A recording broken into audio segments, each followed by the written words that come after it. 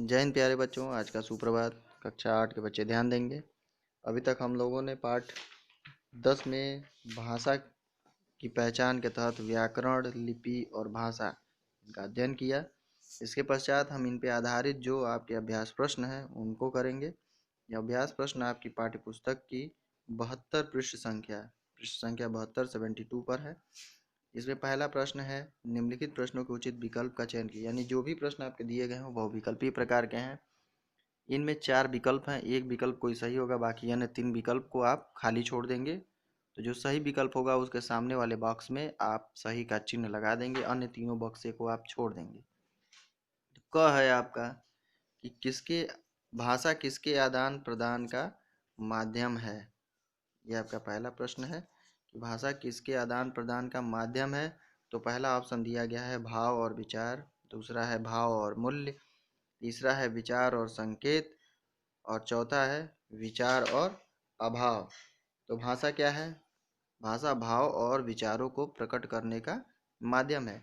तो ये आपका जो विकल्प पहला है ये विकल्प सही होगा, यानी ये पहला विकल्प भाव और विचार पर आप सही का चिन्ह लगा लेंगे, अन्य तीनों बॉक्स को आप खाली छोड़ देंगे। दूसरा है आपका भाषा के कितने मुख्य रूप हैं। तो भाषा के कितने मुख्य रूप हैं ये ऑप्शन आप पढ़ चुके हैं पठन कार्य में।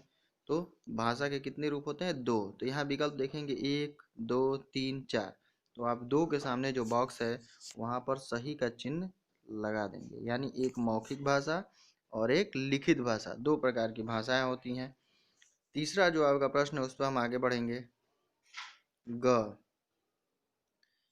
इनमें से कौन सा लिखित भाषा का उदाहरण नहीं है? लिखित भाषा का मतलब है कि जो लिख कर प्रकट की जाती है, यानी लिखी हुए रूप में आपके समक्ष आए कोई भाषा पढ़ने के लिए, तो लिखित भाषा का उदाहरण है।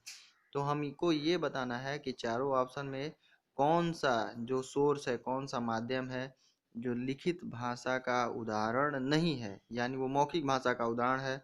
वो एक उदाहरण मौखिक भाषा का आपको इन चारों में से छांट के बाहर कर।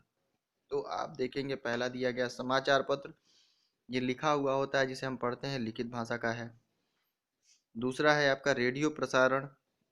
रेडियो प्रसारण लिखित नहीं होता है, ये हम सिर्फ कानों से सुनते हैं, ये ओरली यानी मौखिक रूप से बोला जाता है, इसमें सिर्फ आवाज़ सुनाई देती है। तीसरा है आपका पत्रिकाएं। पत्रिकाएं भी आप देखते हैं मैगजीन्स जो छपी हुई होती हैं यानी लिखित रूप में होती हैं। लेख यानी कोई भी रिटन लेख, नोट्स या ब्लॉग जिसको हम कहते हैं इंग्लिश में, वो सब लिखे हुए होते हैं। तो रेडियो प्रसारण जो है वो आपका लिखित भाषा का उदाहरण नहीं है, वो मौखिक का है।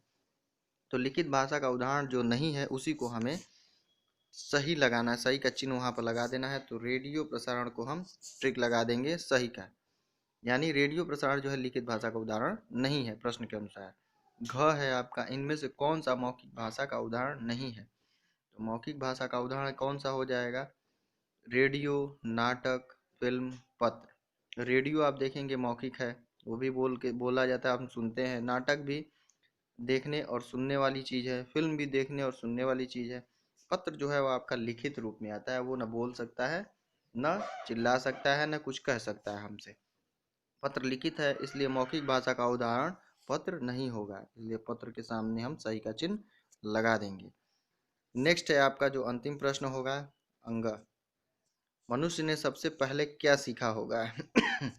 मनुष्य ने सबसे पहले क्या सीखा होगा? इसमें है ऑप्शन में पढ़ना, लिखना, बोलना, गाना। तो मनुष्य ने सबसे पहले क्या सीखा होगा? बोलना।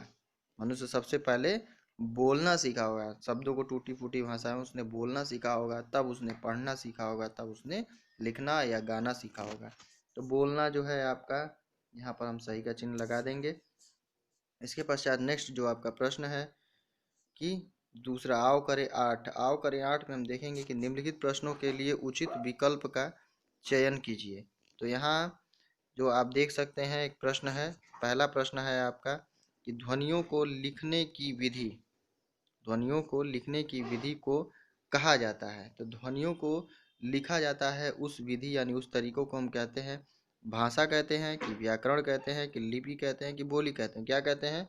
लिपि कहते हैं। तो लिपि के सामने हम सही का चिन्ह लगा लेंगे, बाकी अन्य 3 बॉक्स को हम खाली छोड़ देंगे।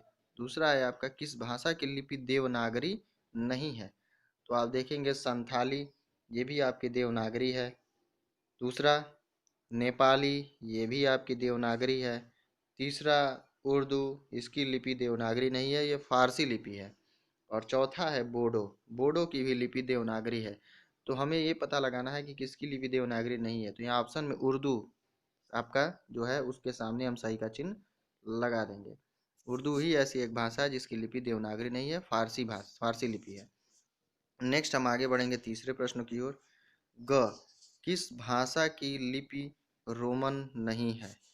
किस भाषा की लिपि रोमन नहीं है? तो आपके समक्ष जो विकल्प दिए गए हैं, अंग्रेजी, अंग्रेजी की भाषा रोमन है, जर्मन की भाषा रोमन है, फ्रांसीसी जो भाषा है उसकी लिपि रोमन है, कोंकणी, कोंकणी जो भाषा है उसकी लिपि देवनागरी है। कोंकणी की जो भाषा है उसकी लिपि क्या है? देवनागरी है। तो यहाँ कोंकणी के सामने हम चिन्ह लगा देंगे क्योंकि इसकी लिपि रोमन नहीं है। कोंकणी की लिपि रोमन नहीं है, देवनागरी है, तो इस कोंकणी के सामने सही का चिन्ह हो गया। नेक्स्ट है आपका पंजाबी भाषा की लिपि कौन सी है?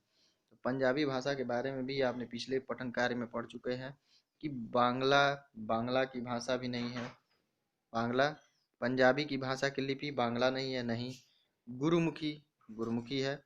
रोमन जो है अंग्रेजी की भाषा है, जर्मनी भाषा है। और फारसी जो है उर्दू की लिपि है। तो हम गुरुमुखी जो लिपि है वो पंजाबी भाषा जो किस में लिखी जाती है? गुरुमुखी लिपि में। तो गुरुमुखी लिपि के सामने हम सही का चिन्ह लगा देंगे। नेक्स्ट है आपका, किस लिपि को सबसे अधिक वैज्ञानिक या सबसे वैज्ञानिक माना जाता है? तो आप पढ़ चुके हैं कि देवनागरी लिपि विश्व की एकमात्र वैज्ञानिक लिपि है। तो यहाँ ऑप्शन में दिया गया है रोमन, देवनागरी, फारसी, गुरुमुखी। तो देवनागरी हम पढ़ चुके हैं, तो विश्व की सबसे वैज्ञानिक भाषा है, तो देवनागरी के समक्ष हम सही का चिन्ह लगा देंगे। तो यहाँ आपके दो अभ्यास प्रश्न आओ करे 7 और आओ करे 8 हमने समाप्त किए। हम अगली कक्षा में अगले अभ्यास प्रश्नों की ओर बढ़ेंगे। अभी के लिए आपकी कक्षा समाप्त।